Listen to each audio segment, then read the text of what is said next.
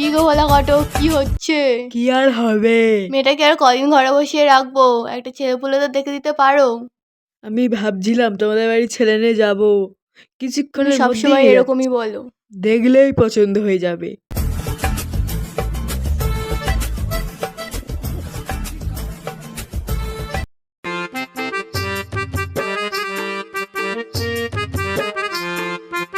এই ফেলা, কোথায় গেলি রে?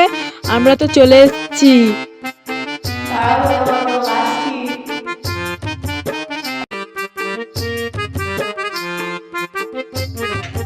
ভোলা ঘটক, চলো উপরে চলো।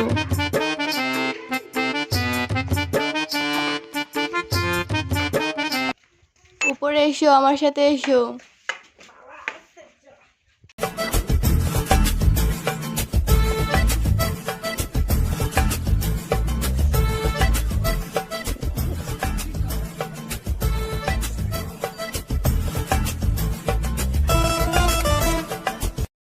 ছেলে পছন্দ হয়েছে?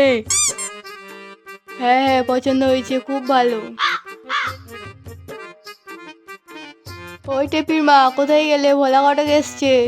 হ্যাঁ, আসছি।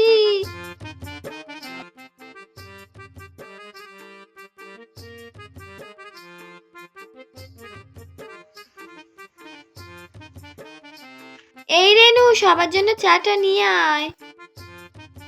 তা বাবা, তুমি কি কাজকর্ম করো? বল বাবা বল। আমি সকালবেলা উঠি, 3 ঘন্টা পায়খানা করি, তারপর খাই।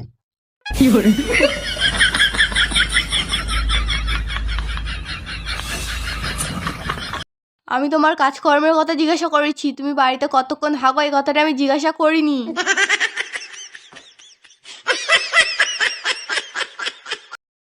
আমি তো কিছু করি না, আমি আমার বাবার টাকায় বসে বসে খাই। তাহলে ভবিষ্যতে আমার মেয়েকে তুমি কি করে খাওয়াবে? না না না না, ও ভুল বলছে। ওদের যা সম্পত্তি আছে তোমার মেয়ের 7 পুরুষ বসে খাবে। ঠিক আছে, সব তো বুঝলুম। এবার তোমার দাবি দাবা কি আছে একটু বলো শুনি। না না না, তেমন কিচ্ছু লাগবে না।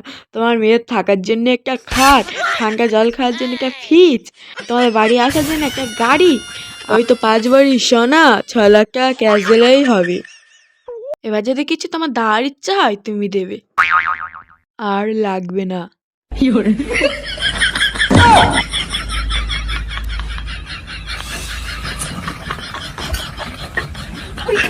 সে তো বুঝলুম। এই দে দে দে দে।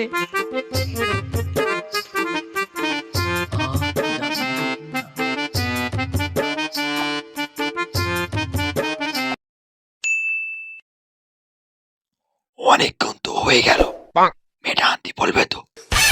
বলতেছি। অনেকক্ষণ তো হলো, মেয়েকে আনো এবার।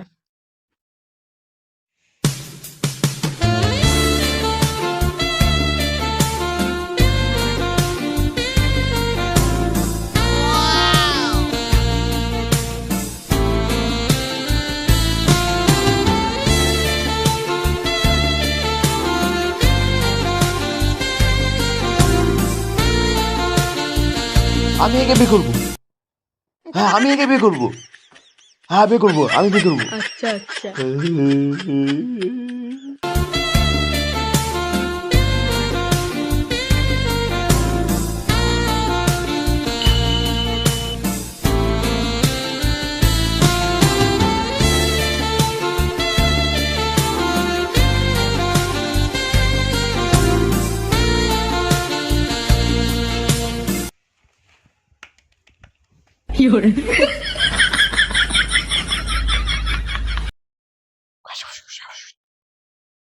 ছেলে কি মেয়ের সাথে কিছুক্ষণের জন্য কথা বলতে পারে?